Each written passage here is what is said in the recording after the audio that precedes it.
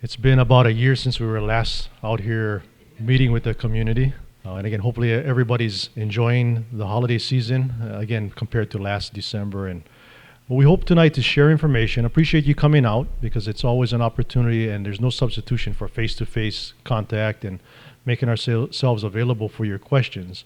But we hope that you can come here and get your questions asked and answered, and we give you information that makes you feel a little bit better about the situation, as well as give you kind of the truth of what's going on with our operations. So I'm not going to give you the same presentation I've been doing in other communities as far as what we do, because I think the Puna community clearly knows what our office does as far as getting information out, working with you when there is a threat to your community, how we work together with the community, and how much we depend on the community in many cases to help deal with the issue at hand. With regards to the dengue outbreak, as you're probably aware with today's update, we have 130 cases. Oh, sorry, can't hear in the back. We're at to 130 cases today. That's 114 residents, 16 visitors. Again, we're still limited to just one strain of dengue out there. And as you'll hear from Jason and Aaron, there are four types of or strains of dengue. Right now, all the cases are one particular strain out there. And that's a good thing. And they'll give you a lot more information about the disease itself. But I wanted to share some of the actions that have been going on. We've been working very closely with the Department of Health from the very get-go. On November 4th, we had a briefing from Aaron, gave us an idea of what they were looking at as far as the cases out there in the community. At that time, they were looking at roughly about 6 cases. And there was some common themes to these 6 cases. A group of visitors that was camping and doing some recreational activity down in the Holkena area, as well as some residents that had some activities down in that area. It quickly became apparent that one of the points of interest was the Holkena Beach Park, which on that day a decision was made in partnership. The county and Department of Health closed the beach park, start the spraying of the beach park, and also doing the sampling of what kind of mosquitoes were down there as far as the quantities and the species. And again, Aaron and Jason will give you a real good explanation as far as why the species, identifying them, is very important in understanding how this outbreak is evolving. But since then, we've been putting out messages on a daily basis, keeping you updated on the counts, the daily counts, and I got some really good feedback tonight from members in the community already with, whenever I say, oh, today's count, like today, 130, it raises a lot of concern and maybe anxiety when we don't tell you how many of those cases are actually old cases, not current ill cases. So we'll work closely with Department of Health. We'll look at changing our messaging so that you feel comfortable, because a lot of the cases are old cases. These are people in the community that aren't infectious currently.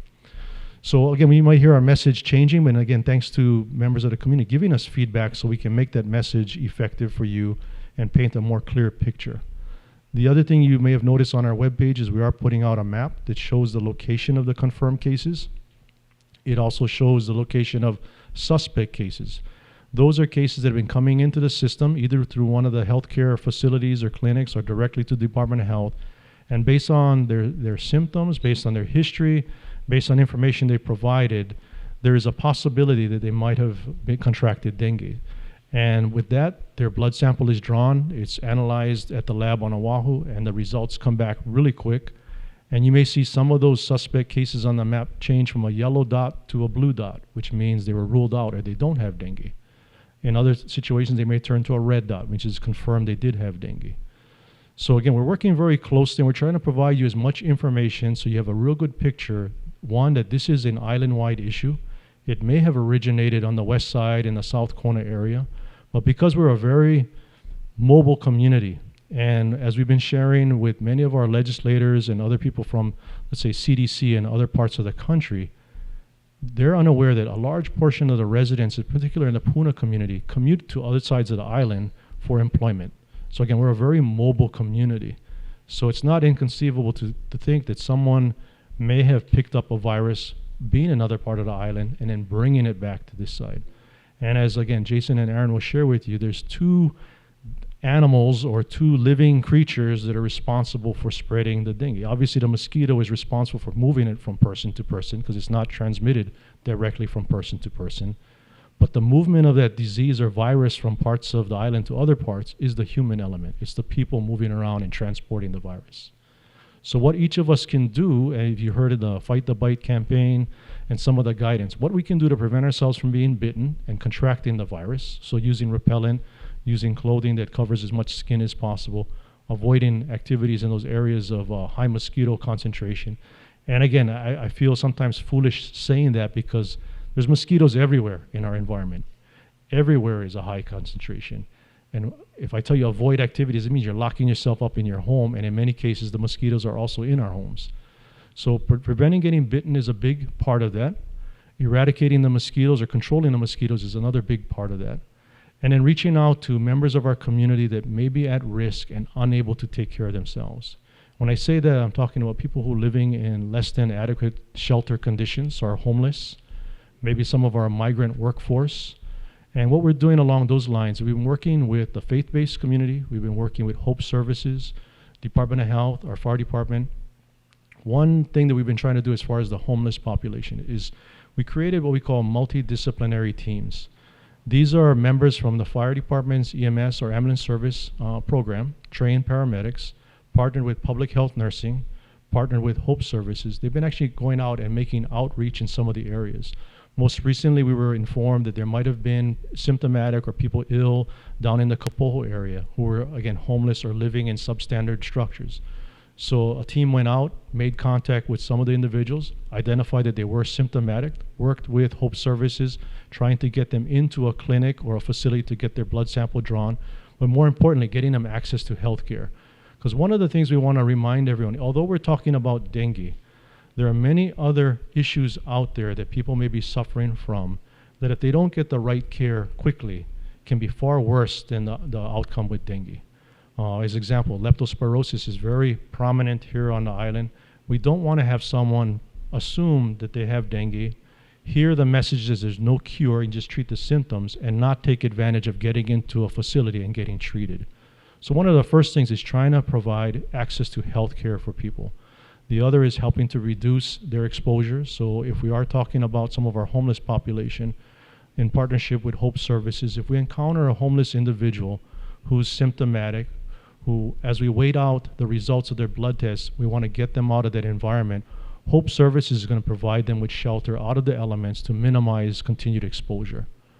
We're also working with the United Way to provide mosquito nets to the homeless. Again, we can't always provide total accommodations and shelter, but if we can try to reduce some of the risk, and for many of them, they don't want to come in. There is some mistrust of government. We want to make sure that we respect their lifestyle, respect their preferences and desires, but provide them with protection. Along those lines, again, in partnership with Hope Services, the Food Basket, Salvation Army, Hui Malama, and a few others, it's providing or making accessible repellent to the homeless population. So as they have, whether it be forums for introductions to services and programs, they're making repellent available there. At some of the soup kitchens and other activities involving homeless outreach, they're making repellent there. In addition, the Salvation Army is also making available clothing, such as the long sleeve shirts and long pants.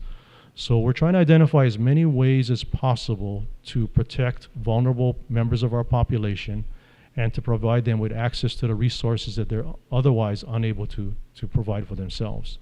I mentioned the migrant population, again, working with the faith-based community and some of our other cultural-based communities, is getting the word out in multiple languages to ensure that they're aware of the outbreak, know what to do to prevent exposure, and more importantly, come forward if they are feeling ill or have been ill and don't have an explanation as to what it might be. We want to be able to get people access to healthcare, and a lot of that has to do with building trust. We want people to feel comfortable coming forward and without any fear of immigration issues or government enforcing any issues. Because again, you can imagine that some of these people living in unpermitted structures, they're going to be a little hesitant letting us come onto their property if there's a fear that county's going to come in and evict them or enforce some kind of a rule. And that's not our intent. We want people to feel comfortable coming forward and letting us know if they're sick. So one is we can get them access to care, and two is identify if they have dengue and we may see continued spread. So a lot has been going on, and we definitely welcome your input, your comments, your thoughts, ideas. Like I said, I've got a few good ones so far from the community, some of you here tonight, and you folks have always been great about providing us with ideas and ways to do things better. So I don't want to take up too much more time. I'd much rather turn it over to Jason and Aaron to give more detail about the dengue outbreak, and we'll all be here to answer your questions afterwards. So again, thank you for coming out tonight.